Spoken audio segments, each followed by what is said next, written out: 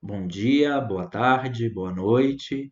Continuamos aqui as nossas aulas em ensino remoto no semestre letivo suplementar excepcional 2020/3 da Unemat, na disciplina de preservação da madeira, onde nós vamos continuar o assunto do vídeo anterior.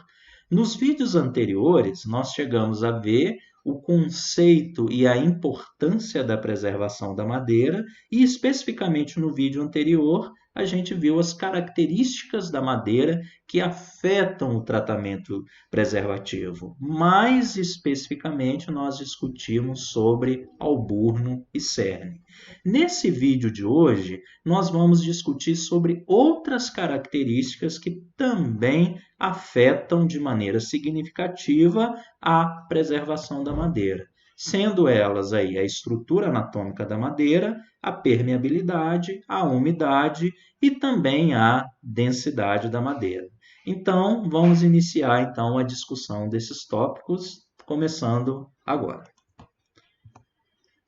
Relacionado à estrutura anatômica da madeira, ela é muito importante para a preservação da madeira.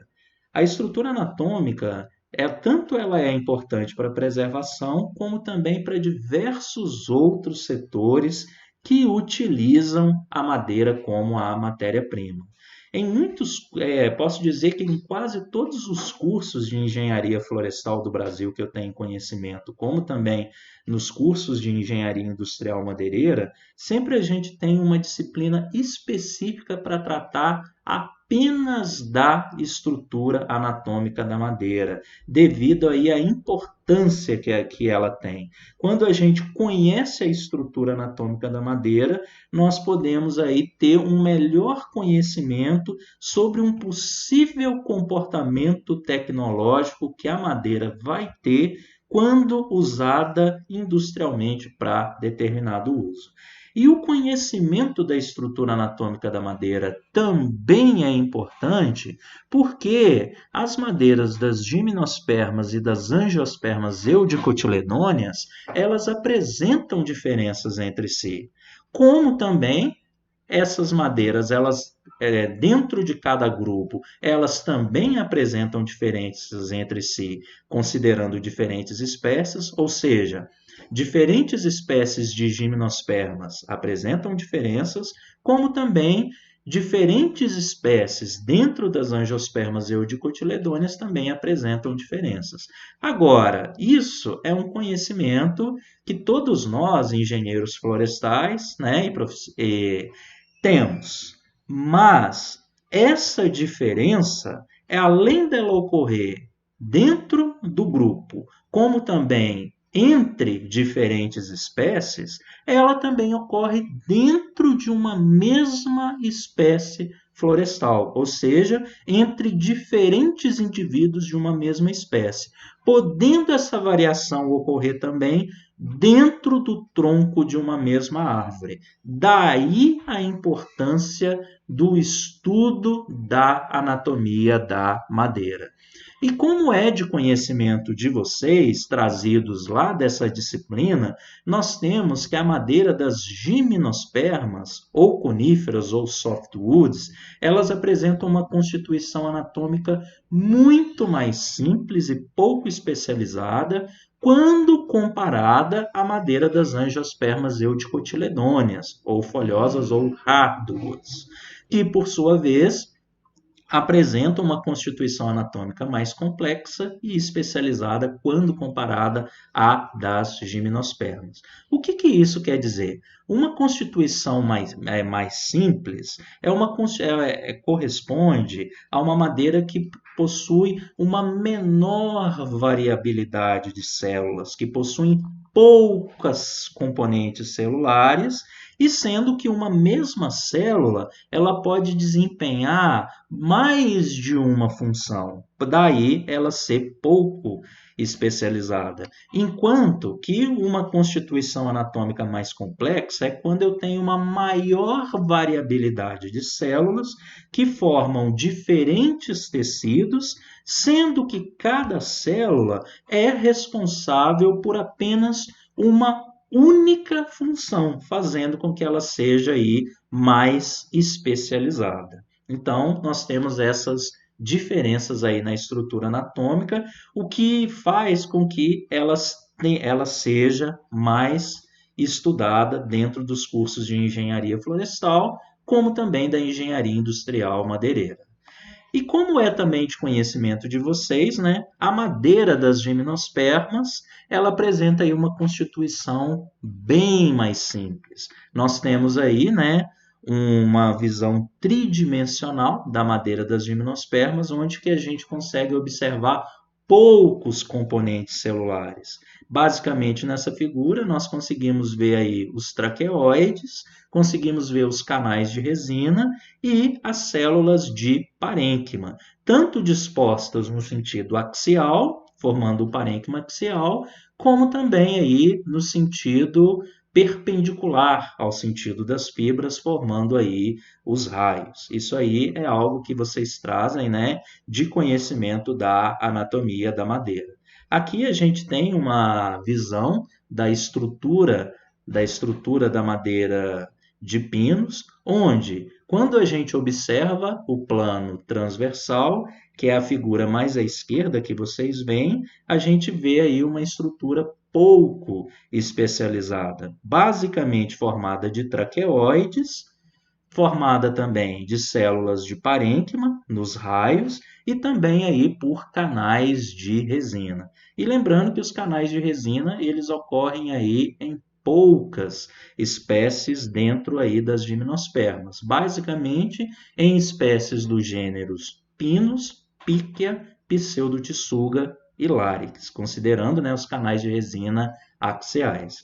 Na figura central a gente tem o plano longitudinal tangencial e na figura mais à direita o plano longitudinal radial. Quando a gente vê a madeira de uma angiosperma, a gente vê que essa madeira já é formada por mais componentes celulares quando comparado à madeira das gimnospermas. Nós já temos as fibras, temos os vasos, temos também as células de parênquima dispostas axialmente, formando o parênquima axial, como temos também as células de parênquima dispostas radialmente, formando os raios. E algumas outras espécies de folhosas ainda apresentam outros tipos celulares mais característicos, fazendo com que a estrutura das angiospermas eudicotiledôneas ela apresente aí uma estrutura anatômica mais complexa quando comparada à das gimnospermas. Essa figura aqui ela é uma figura bem interessante que ela mostra para a gente uma variação do tamanho das células quando nós pegamos aí os componentes celulares mais comuns nas madeiras de folhosas e também aí de coníferas. Os traqueoides, que são aí as maiores células em comprimento, seguido depois aí das fibras, que ocorrem na madeira das angiospermas, que tendem, dependendo da situação, ter um comprimento maior ou próximo dos elementos de vaso, que são células típicas, né, das madeiras das angiospermas. Os vasos, né, ou melhor dizendo, os elementos de vasos, eles são aí formados por células que tanto podem variar em comprimento como também em largura. E as menores células que nós temos, que são as células que formam o tecido parênquimático, tanto o parênquima axial como o parênquima radial. São células de menor comprimento e menor largura quando comparado aí aos componentes celulares. Essas células, elas tendem a apresentar maior ou menor relevância quando a gente pensa no tratamento preservativo da madeira, que é algo que a gente vai estar vendo mais a seguir. Se a gente puder elencar quais são as células mais importantes para a preservação da madeira, a gente tem que considerar aquelas células que são responsáveis por receber uma maior quantidade de produtos preservativos que possibilite que a madeira seja penetrada para dentro da sua estrutura com esses produtos e que também sejam células que permitam que esse produto entre, com que esse produto transcorra sobre a madeira e com que ele também possa ser distribuído para as demais células. Nesse caso específico, nós temos que, para a preservação das madeiras, na madeira das coníferas ou gimnospermas, as células mais importantes são os traqueoides. Basicamente, os traqueoides que são desobstruídos, aqueles que não possuem as suas pontuações aspiradas. Enquanto que na madeira das folhosas, nós temos aí como células mais importantes os elementos de vasos. Um conjunto de elementos de vaso chegam aí a formar os vasos. E os vasos, estando desobstruídos, eles são mais importantes.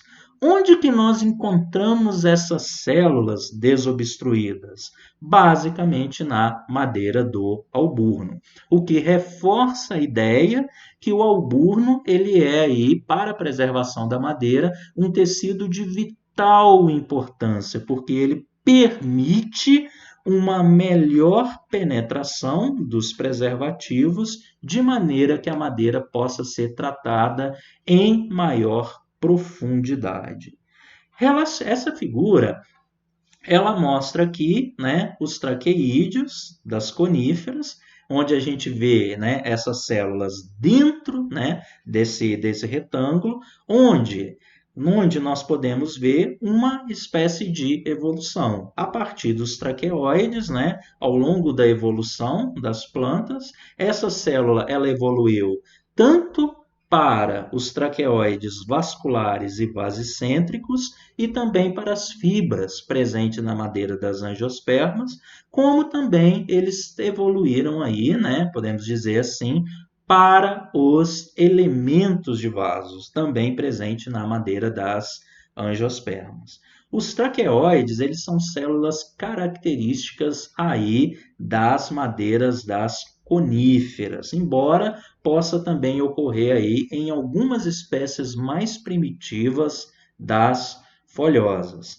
E os traqueoides, a gente pode observar nessa figura que são células de maior comprimento e que possuem aí muitas pontuações. Essas pontuações vão ser responsáveis pela ligação, sendo um elo de ligação entre um traqueoide e outro. E essas pontuações vão ser importantes porque quando o preservativo entra dentro do lume celular de um traqueoide, é através dos pares de pontuações areoladas que eu vou ter um elo de comunicação de um traqueoide com outro, permitindo então com que o preservativo entre dentro da madeira. Enquanto que na madeira das folhosas, os vasos assumem essa maior importância, porque elas são células que apresentam as suas extremidades desobstruídas, permitindo um melhor fluxo longitudinal do preservativo, bem como também possibilitando, através das pontuações, a distribuição radial do preservativo para outros tecidos da madeira, dentre eles as fibras. No caso das madeiras das angiospermas, nós temos aqui ilustrados diversos, né? Temos aqui ilustrados, aqui na figura mais à esquerda, tanto os elementos de vaso, como também traqueoides e também as fibras, que fazem parte da madeira das angiospermas. Mais embaixo temos também ali as células, que fazem parte aí dos raios. Dentro da madeira das angiospermas, as células parenquimáticas elas podem ter formato ereto, quadrado e procumbente, enquanto, né, que os elementos de vaso eles podem ter aí diversos formatos, tanto serem terem maiores comprimentos e menor largura, como também serem de maior largura e de menor comprimento. Lembrando que os vasos dentro da madeira das angiospermas eudicotiledôneas são as células aí mais importantes, porque elas permitem uma maior facilidade de entrada do produto preservativo ao longo do sentido das fibras, como também possibilitam uma distribuição radial do preservativo para as células ao seu entorno, tais como traqueoides, tais como fibras e também as células de parênquima. Mas as células que permitem uma maior facilidade do produto preservativo são aí os elementos de vaso. Aqui, essa figura mostra que um elemento de vaso ele é unido a outro elemento de vaso para se formar um vaso através aí das chamadas placas de perfuração. Todo elemento de vaso ele apresenta sua extremidade aberta. Só que essa abertura ela pode ser total. Nesse caso, nós temos aí as placas de perfuração simples, ou ela pode ser parcialmente aberta, onde nós temos, né, as placas de perfuração que podem ser do tipo foraminada, reticulada, escalariforme, mista, quando envolve mais de um tipo de modelo de placa de perfuração. Na madeira de eucalipto, que é muito utilizada hoje no Brasil no tratamento preservativo, essa madeira ela possui elementos de vaso com placas de perfuração simples na maioria das espécies, o que facilita ainda mais a impregnação do preservativo. Quanto mais aberta for a placa de perfuração, ela vai oferecer na verdade, uma maior facilidade de introdução do preservativo dentro da célula. Isso vai permitir, então, com que a madeira ela seja mais permeável, né, quando o vaso está desobstruído, permitindo uma maior facilidade do produto preservativo dentro da madeira. Então, para fechar essa parte, né, relacionado à estrutura anatômica, é importante a gente ter conhecimento de quais células são mais importantes para a preservação da madeira. Quando a gente pensa, né, na madeira das coníferas, a gente vai pensar nos traqueoides. Quando a gente pensa na madeira das angiospermas, a gente vai pensar nos elementos de vaso.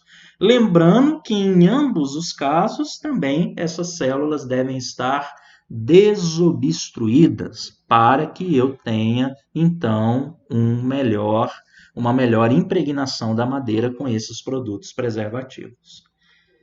Partindo agora, pessoal, para a permeabilidade. Permeabilidade é uma propriedade física da madeira que indica a aptidão de uma madeira de se deixar penetrar por um produto líquido ou gasoso.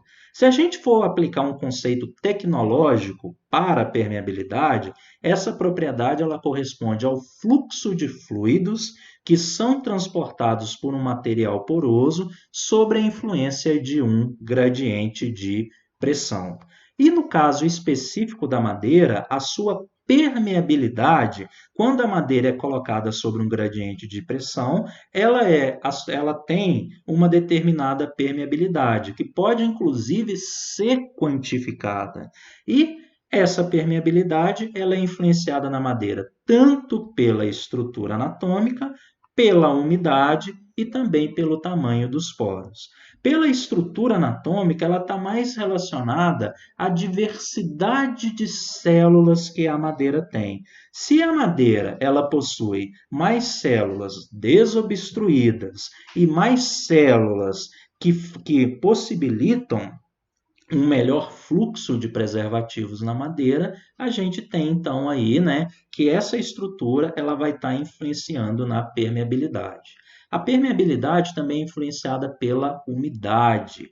Nesse caso aí, quando as células elas apresentam menos água, ou quando elas estão secas, né, sem nenhuma água, ela vai ter aí uma estrutura mais permeável, porque a água ela ocupa lugar dentro do lume celular. E para que haja uma maior permeabilidade do produto na madeira, a gente deve ter que o lume celular das células deve estar desobstruído, tanto por ar quanto por água. Então, madeiras com menor umidade, elas são madeiras mais permeáveis. E outra característica também está relacionada ao tamanho dos poros. Poros maiores, com maior diâmetro do lume, vão também permitir uma maior permeabilidade da madeira, porque eles vão facilitar uma maior permeabilidade, elas vão facilitar, desculpa, né, um maior fluxo de líquidos ou de gases dentro da madeira.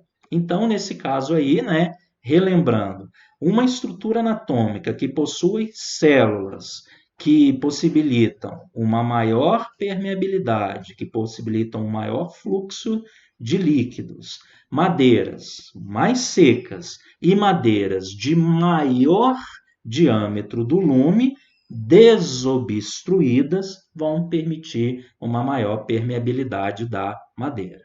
E uma coisa que é importante a gente conhecer também é que na madeira o sentido paralelo às fibras ele é cerca de 100 vezes mais permeável que o sentido perpendicular. Isso aí foi comprovado, sim, experimentalmente, quando se consideram aí fluidos puros, como por exemplo a água destilada sem ar. Então, nesse caso, a gente vê que o sentido paralelo às fibras ele é muito mais permeável do que o sentido perpendicular.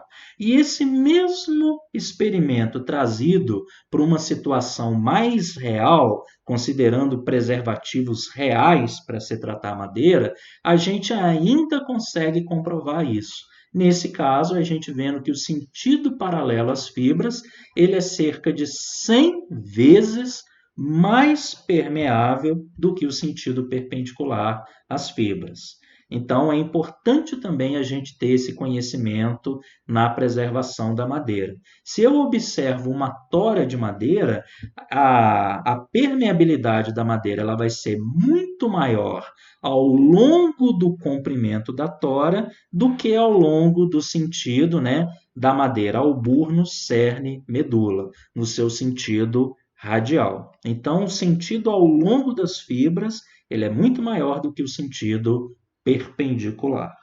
E ainda relacionado à permeabilidade da madeira, outras informações importantes que a gente tem, né, conforme vocês já têm até mesmo condições de saber nesse momento, é que o alburno ele é muito mais permeável que o cerne. O alburno ele é um tecido que é naturalmente desobstruído, ele é um tecido que possui uma baixa porcentagem de extrativos, o que faz com que ele seja aí, né, um tecido muito mais permeável. Se ele é mais permeável, ele é muito mais fácil de ser tratado quando comparado à madeira do cerne.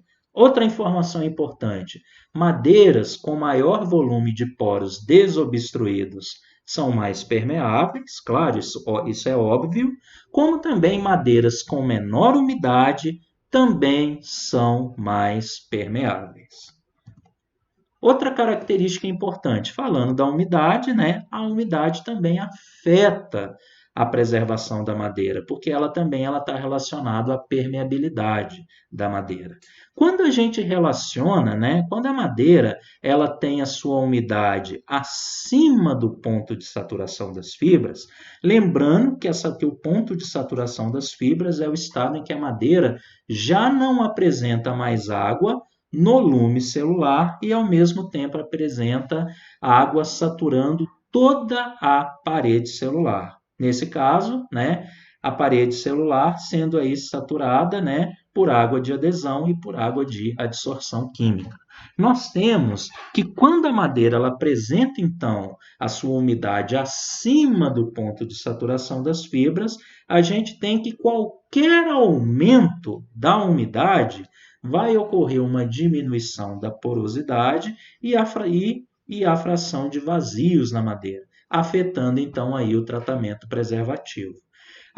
Quando eu tenho uma madeira que ela está com a sua umidade abaixo do ponto de saturação das fibras, por exemplo, em torno de 0 a 30% de umidade, base seca, a gente tem que qualquer aumento da umidade dentro dessa região, de 0 a 30%, por exemplo, eu tenho uma madeira com 15% de umidade e vou aumentar a umidade dessa madeira para 20%. Um aumento de 15% para 20% vai diminuir a permeabilidade da madeira, porque eu vou ter um aumento do volume de água dentro dessa madeira. Nesse caso, saturando a parede celular. Então, aumento de umidade geralmente diminui a permeabilidade da madeira a gases e a penetração de água. Então, esse é o efeito que a umidade tem sobre a tratabilidade da madeira, né? Sobre o seu tratamento, sobre a sua preservação. E uma outra característica, pessoal, que não chega a ser tão importante na preservação da madeira, quando comparado à presença de alburno e cerne, a estrutura anatômica, a permeabilidade e também a umidade, é a densidade. A densidade ela afeta pouco o tratamento preservativo da madeira. Isso aí muito verificado em trabalhos científicos, quando eu faço uma correlação estatística entre o tratamento da madeira e a densidade. A gente chega a ver, do ponto de vista estatístico, que a densidade não apresenta uma correlação significativa ou uma correlação significativa forte com o tratamento preservativo da madeira. Mas é importante a gente ter o conhecimento que madeiras de cerne com maior densidade tendem a ter maior resistência à ação dos organismos deterioradores quando comparado aí com madeiras de menor densidade.